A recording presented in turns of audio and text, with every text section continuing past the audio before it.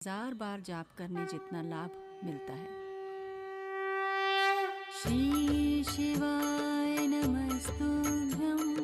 श्री शिवाय नमस्तुभ्यं, श्री शिवाय नमस्तुभ्यं, श्री शिवाय नमस्तुभ्यं, श्री शिवाय नमस्तुभ्यं, श्री शिवाय नमस्तुभ्यं, श्री शिवाय नमस्तुभ्यं,